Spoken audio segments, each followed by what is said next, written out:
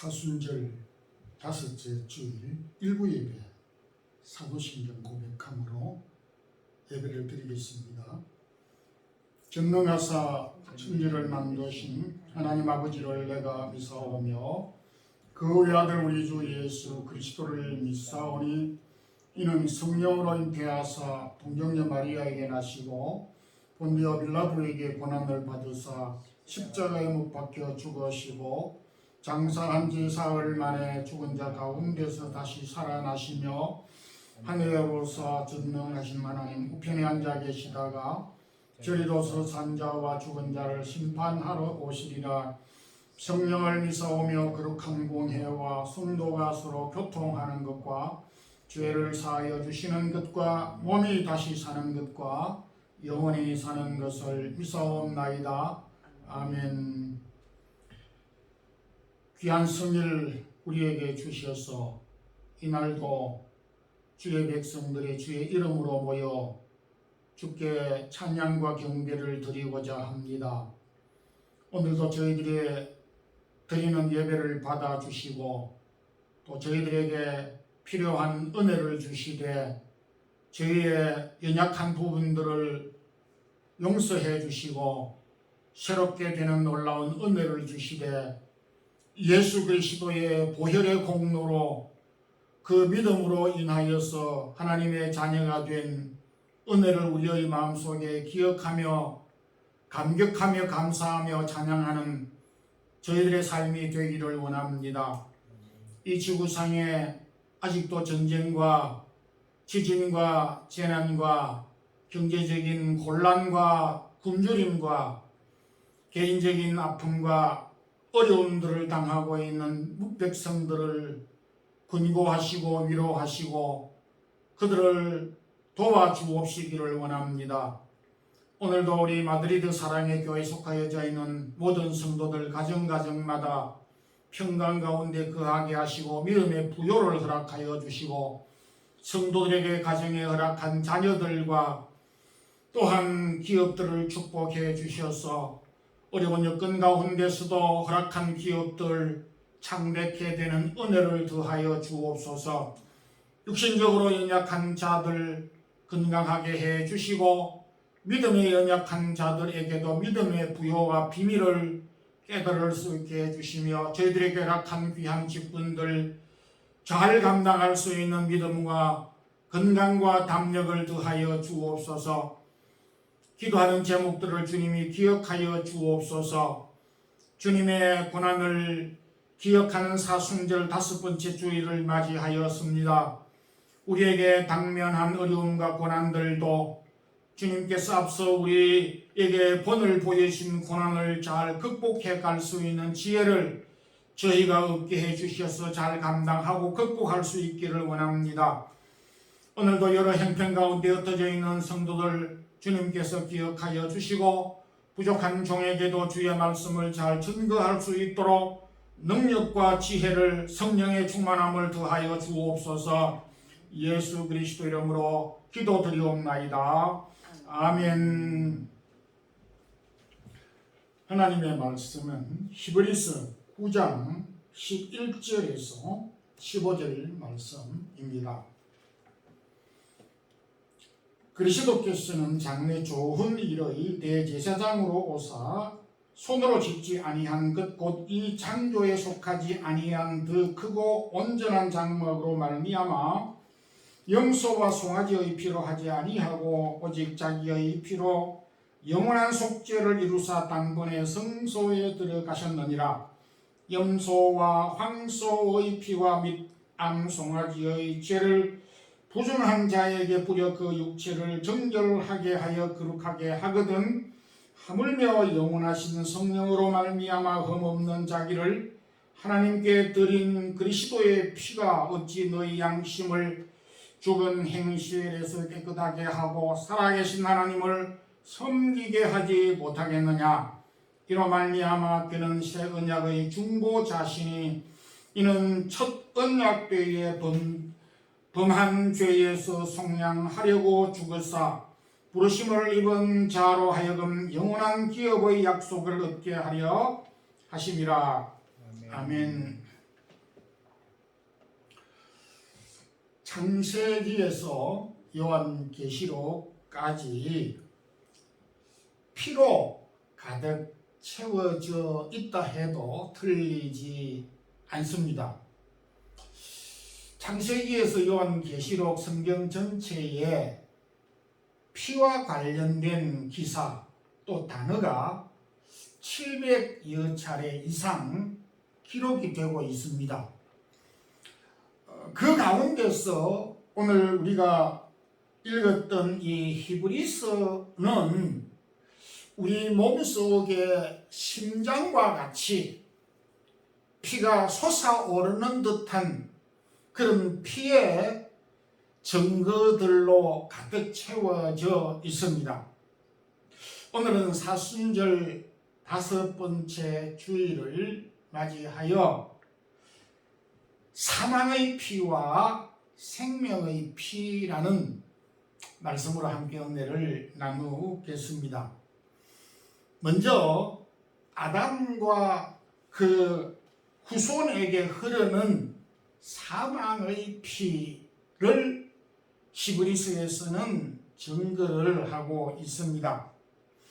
보통 우리 한국은 가족 관계를 말할 때에 피를 중심으로 구분을 합니다. 부모, 자녀, 형제, 자매, 삼촌, 사촌, 오촌, 아저씨, 숙부, 또 가까운 친척, 먼 친척, 그 친척의 촌수 관계의 기준은 모두 피를 기준으로 부르는 명칭입니다. 그래서 우리 한국 사회를 혈연 사회다 그렇게 부르기도 합니다. 그러나 사도행전 17장 26절에 보면 모든 족속을 한 혈통으로 만들었다 그렇게 말씀을 하고 있습니다. 이 말씀은 오늘날 우리가 다양하게 이 세계에 흩어져 있는 민족들을 보면 크게 백인, 황인, 흑인, 여타의 다른 피부색들도 있지만은 이런 피부색을 가지고 민족을 나누기도 하지만은 그러나 그 인간이라고 하는 인류라고 하는 원뿌리는 한 피에서부터 한 혈족에서부터 출발되고 시작되었다라고 하는 것입니다. 그런데 슬프게도 우리 모든 인류는 아담과 하와의 후손으로 저와 여러분을 포함해서 모든 인류는 아담의 후손들이고 범죄한 아담으로 인하여서 저희들도 역시 죄인의 후손이 된 것입니다. 이 사실에 대하여 바울은 로마교에 보낸 편지 가운데서 로마서 5장 12절에 한 사람으로 죄가 세상에 들어오고 죄로 말미암아 사망이 왔나니 이와 같이 한 사람으로 모든 사람이 죄를 지었으므로 사망이 모든 사람에게 이르렀느니라 이렇게 말씀을 하고 있습니다. 쉽게 말해서 아담 한 사람이 죄를 지었지만은 그 아담이 지은 죄의 결과는 사망을 가져왔습니다. 아담 안에서 태어난 그 아담의 후손 또한 아담과 동일한 범죄에 참여하게 되므로 그 결과는 사망에 이르게 되어졌다라고 말하고 있습니다. 저도 개인적으로 생각을 할 때 억울한 일 아닌가? 나는 죄를 짓지도 않았는데 공연히 내가 죄인 취급을 받는 것이 이거 불안한 일이 아닌가 이렇게도 생각할 수가 있습니다. 저도 이 부분에 대해서 깊이 묵상을 해보았습니다. 그럴 수도 있겠다. 나는 아담 근처 가본 적도 없고 아담과 아무 상관이 없는데 내가 죄인이라고 하는 딱지를 붙여야 되는 그 이유를 잘 모르겠다. 이렇게 생각할 수도 있고 그렇게 말을 하는 사람도 있습니다. 그러나 곰곰이 생각을 하면 저와 여러분이 한국 사람으로 한국에서 태어날 수도 있고 여기에서도 태어날 수 있지만 한국 사람으로 태어났습니다. 남자로 여자로 태어났습니다. 10년 전에 태어났고 20년 전에 30년, 40년, 50년, 60년, 70년 전에 이 세상에 저희가 태어났습니다. 그것을 우리가 선택했습니까? 내가 남자로 태어나고 싶어서 여자로 태어나고 싶어서 태어났습니까? 한국인으로 태어나고 싶어서 한국인으로 태어났습니까? 내가 50년 전에 태어나고 싶어서 50년 전에 태어나서 나이가 지금 50살이 되었습니까? 출생과 선택의 조건이 아닌 것입니다. 5년 된 사과나무와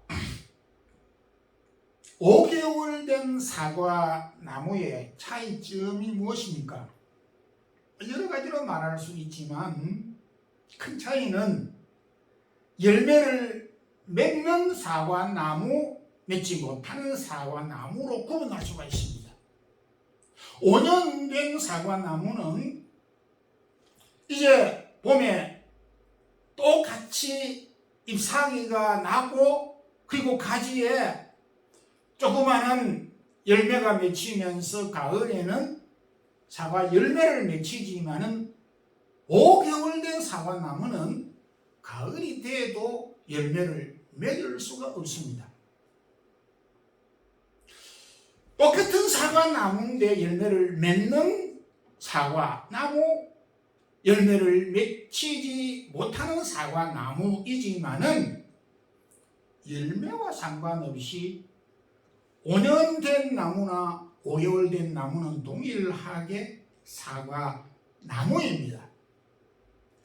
열매를 맺는다고 사과나무이고 맺지 못한다고 사과나무가 아닌 것이 아닙니다.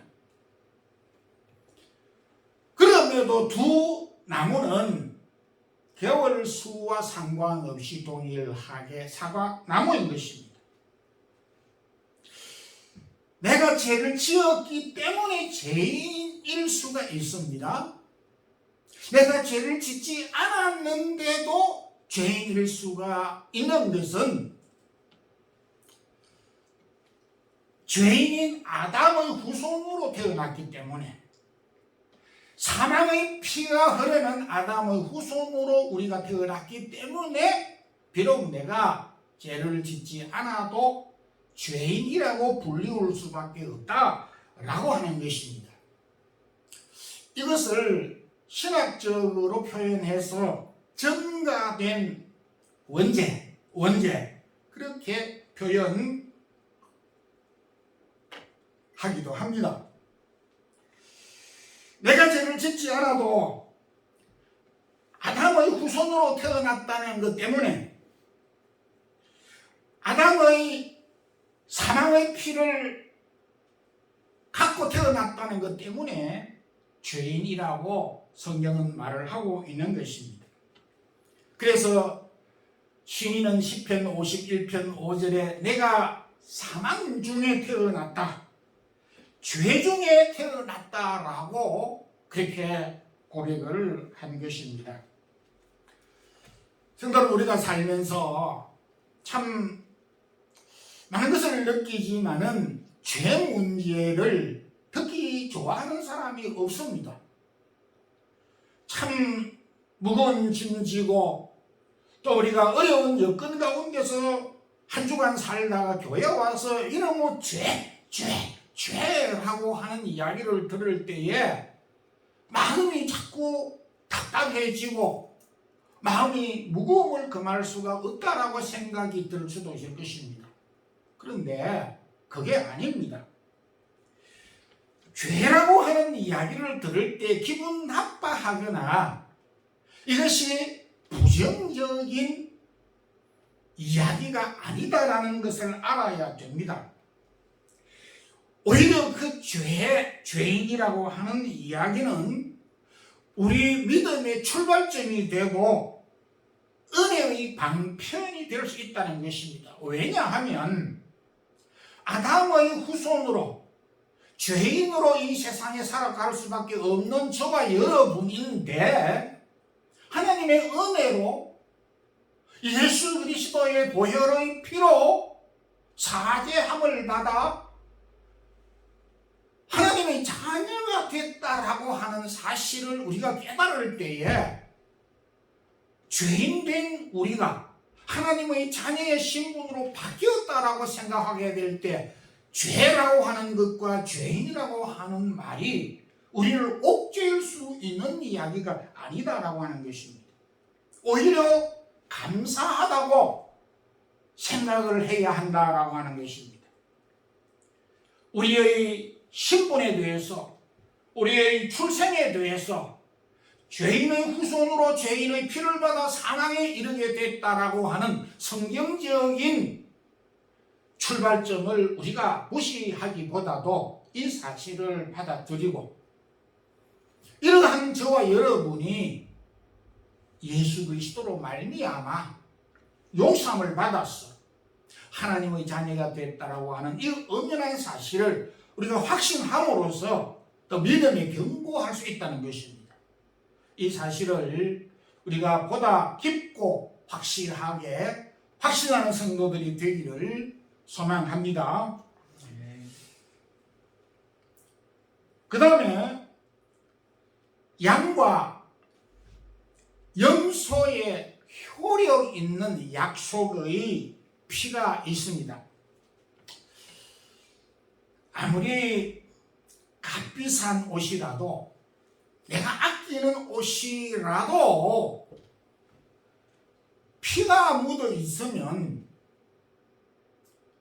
입으려 하지 않을 것이고 혹 입었다 치더라도 다른 사람이 그거를 입지 못하게 할 것입니다. 그런데 구약에서는 멀쩡한 옷을 아주 값비싼 옷을 피를 칠하라, 피를 바르라 이렇게 하였습니다. 출애굽기 29장 21절에 아론과 그의 옷과 그의 아들들과 그의 아들들의 옷에 피를 뿌리라. 그리하면 거룩하게 될 것이다 라고 하였습니다. 제사장들이 입는 옷을 에봇이라 그렇게 부릅니다. 이 에봇은 당대의 최고의 명인들이 최고의 어떤 그 기술자들이 각종 보석과 엄청난 이 공을 들여서 옷을 만들어서 제사장이 입었습니다. 그래서 이 에봇을 연구하는 학자들에 의하면 오늘날로도 그 제사장이 입는 에봇 한 벌의 가치가 정확하게 계산을 할 수는 없지만은 요즘 최고의 브랜드 그 옷과 비교할 수 없을 정도로 아주 천문학적인 비싼 가격이다라고 말을 하고 있습니다. 왜냐하면 거기 보석이 있으니까. 옷 자체도 고귀하지만은 각종 다양한 보석들을 붙였기 때문에 그 옷이 보통 옷이 아닌 것입니다. 그런데 그 고귀하고 비싸고 정결하게 정성을 들여서 수억 년에 걸쳐서 만든 그 옷에다가 피를 쫙 뿌렸습니다. 놀랄 일이 아닐 수가 없습니다. 13절에 염소와 황소의 피가 그 육체를 정결하게 하며 거룩하게 하거든. 구약의 백성들은 하나님 앞에 죄를 지었을 때에 염소와 송아지와 그리고 양을 잡아서 피를 뿌리고 또 피로 제사를 드렸습니다. 그것은 훗날 예수 그리스도께서 십자가를 통해서 피를 흘릴 것을 상징하는 것으로서 약속의 증거로서 그렇게 짐승의 피를 들여서 제사를 속죄를 하도록 한 것입니다. 장차 오실 그리스도의 피에 대한 약속으로서 짐승의 피를 드리라, 이렇게 하나님은 모세를 통하여서 짐승의 피를 드려서 죄를 사하도록 하였던 것입니다. 짐승의 그 피 자체는 효력이 없습니다. 그러나 그 짐승의 피 자체는 오실 예수 그리스도를 표상하고 상징하고 모형이고 그림자라고 하는 점에서 효력이 있고 가치가 있는 것으로 약속해 주셨다라는 것입니다. 히브리 8장 5절에서도 저희가 섬기는 것은 하늘에 있는 것의 모형과 그림자라. 양과 염소, 송아지 피는 예수 그리스도의 피의 모형이고 그림자이기 때문에 가치가 있다라고 하는 것입니다. 오늘날도 없는 것은 아닙니다만은 가짜 수표가 많이 있고 진짜 수표가 있습니다. 구분이 잘 안 됩니다. 그러나 명확하게 가짜 수표와 진짜 수표의 차이점이 뭐냐? 똑같은 종이로 만든 것이 수표입니다.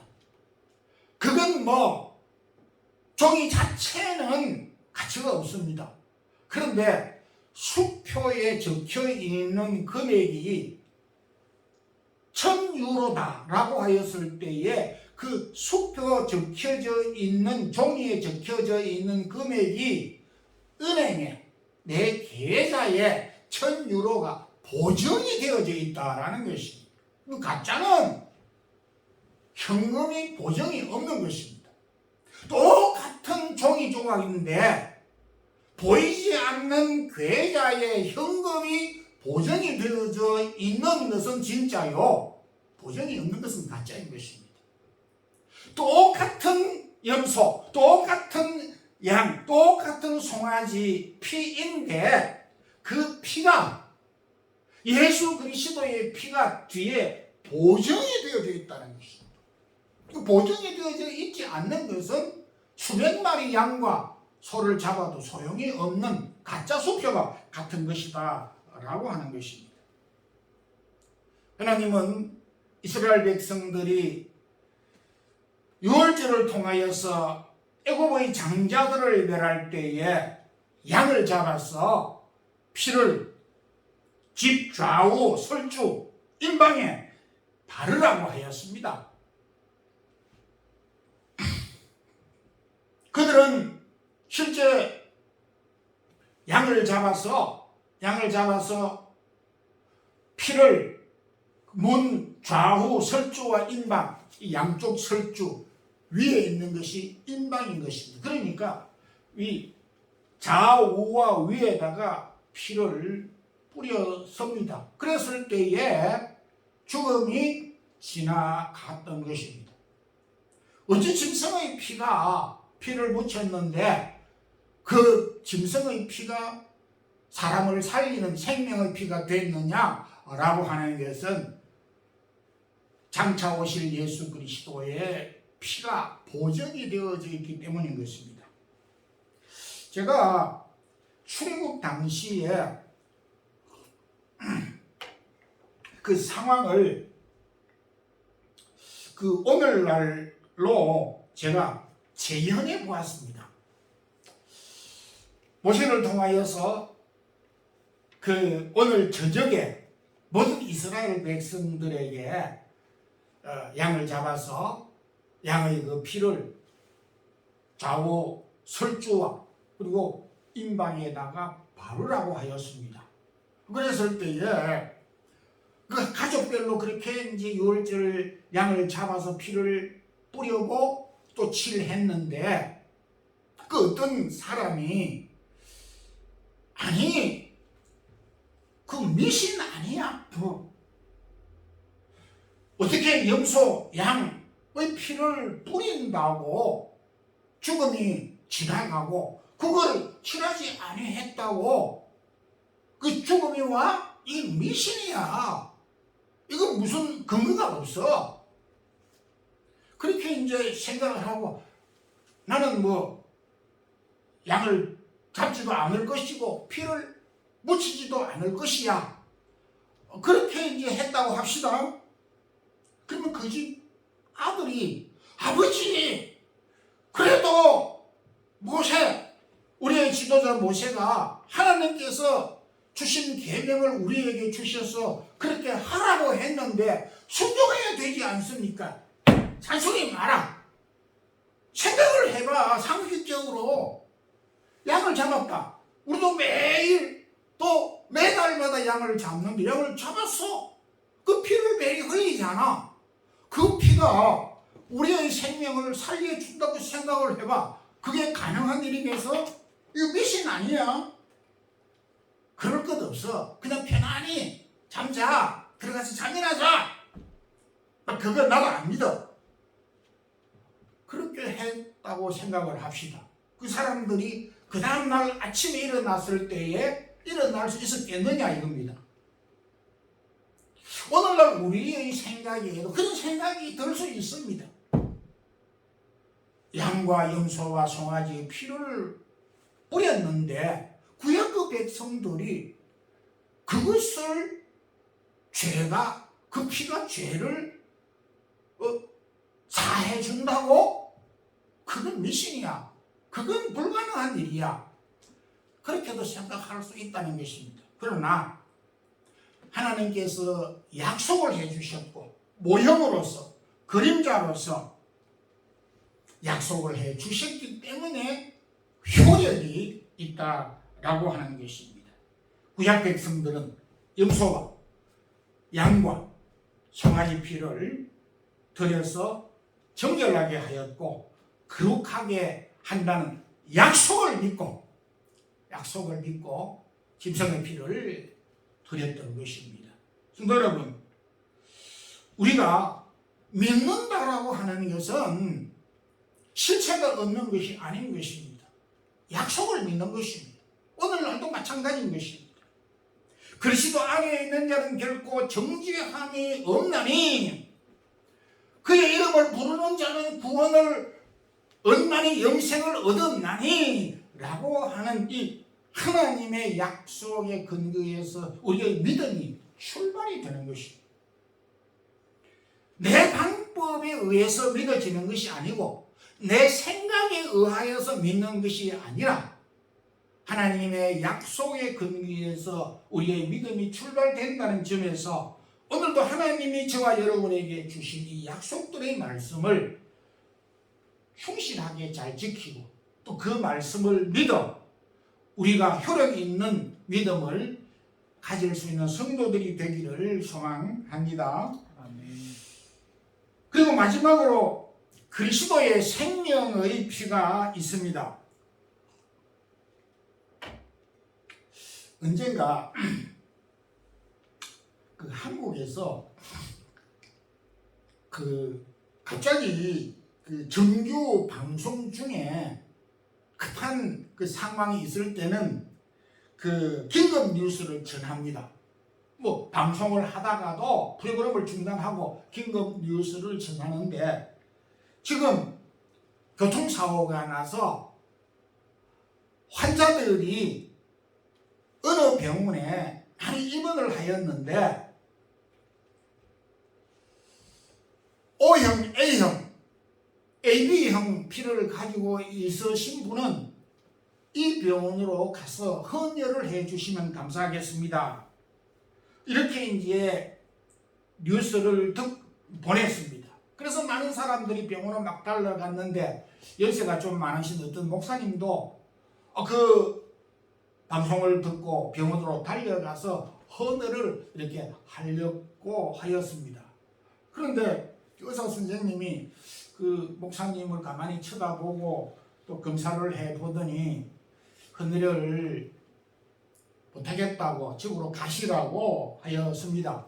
그래서 마음을 다해서 급히 헌혈을 하기 위해서 왔는데 안 된다고 집으로 가라고 하니까 너무 서운해서 그 이유를 물었습니다. 그랬더니 어렵게 그 의사 선생님이 입을 떼면서 하는 이야기가 선생님께서는 연세가 너무 많으셔가지고 선생님의 그 피는 지금 현재 이 환자들에게 20대 젊은 환자들에게 그 효과가 없습니다. 그 선생님의 피는 젊은이들을 이렇게 회복하는데 별로 영향력이 도움이 되지 않습니다. 그래서 헌혈을 하실 수가 없게 됐습니다. 라고 하는 말을 듣고 발걸음을 돌렸다라는 이야기를 전해드렸습니다. 우리 육신의 생명을 살릴 때도 아무 피나 사람을 살릴 수 없다라는 것입니다.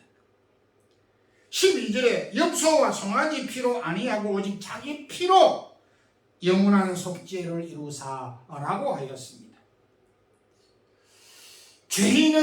죄인의 후손들을 사망에 이른 죄인들의 생명을 살리는데 죄 있는 사람의 피로 속죄할 수가 깨끗하게 할 수가 있겠느냐라고 하는 것입니다.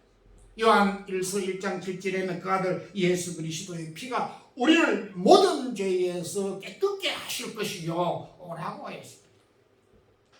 범죄한 아담의 후손 사망에 이르는 피를 가지고 있는 모든 인류의 피를 깨끗하게 회복하고 용서해 줄 수 있는 피는 이 지구상의 인류 역사상 아무도 없고 오직 예수 그리스도의 피만이 모든 사람의 죄에서 깨끗하게 하실 것이라고 하였습니다. 그래서 예수 그리스도께서 십자가에 피를 흘려 주신 것입니다. 결론적으로 말씀을 맺겠습니다. 20세기 거의 100년도 되지 않았습니다.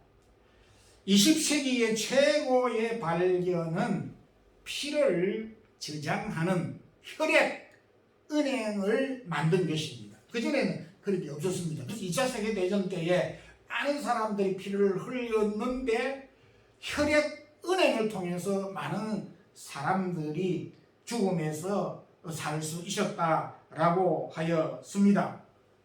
응급 환자나 또 위급할 때에 많은 사람에게 피를 공급하기 위해서 미리 헌혈을 하였다가 필요할 때 수혈을 하는 것을 혈액은행이라 그렇게 말을 합니다.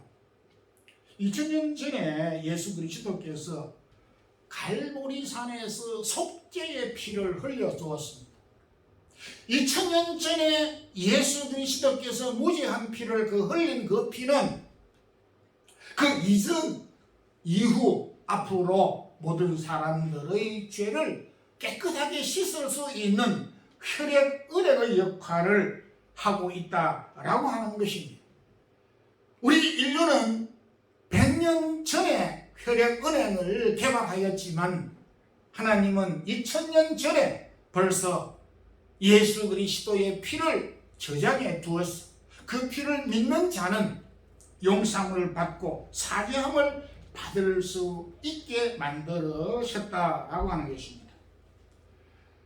아담이 범죄함으로써 그 후손과 모든 사람들은 사망에 이르게 되었고 구약의 백성들은 예수 그리스도의 보혈의 피의 약속을 믿고 짐승의 피를 드렸고 신약에 살고 있는 저와 여러분은 십자가에서 흘린 예수 그리스도의 보혈을 믿고 우리의 죄가 용서함 받았다는 이 확신을 가질 수 있기를 소망합니다. 14절에 그리스도의 피가 어찌 너희 양심으로 죽은 행실에서 깨끗하게 하고 살아계신 하나님을 성리게 못하겠느냐.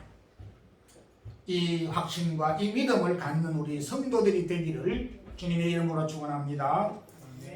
기도하겠습니다. 하나님 아버지, 사순절 5번째 주일 예수 그리스도께서 이 땅 위에 고난 받으시고 십자가에 피 흘려 돌아가신 사실을 오늘도 저희들이 묵상하면서 아담 후에 사망의 피가 우리의 몸에 흐르지만은 예수 그리스도의 속죄의 피로 인하여서 새 생명을 얻게 되고 용서함을 받게 되고 하나님의 자녀로 살아갈 수 있게 하신 놀라운 은혜를 오늘도 우리가 기억하며 감사하며 찬양하는 삶을 살아가는 우리 모든 성도들 되게 하옵소서. 주의 사랑하는 성도들이 몸과 마음과 귀중한 물질을 드렸습니다.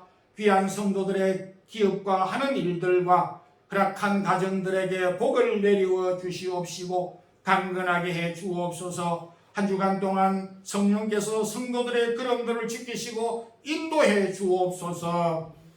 주 예수 그리스도의 크신 은혜와 하나님 우리 아버지의 무한하신 사랑과 성령의 교통하심이 예수 그리스도의 피를, 예수 그리스도의 보혈을 믿고 속죄함을 받아 하나님의 자녀로 살아가고 있는 주의 사랑하는 모든 백성들에게, 사랑의 교회 성도들에게, 이 영상을 통해서 예배드리는 주의 사랑하는 성도들에게 이제부터 영원토록 함께 있을지어다. 아멘.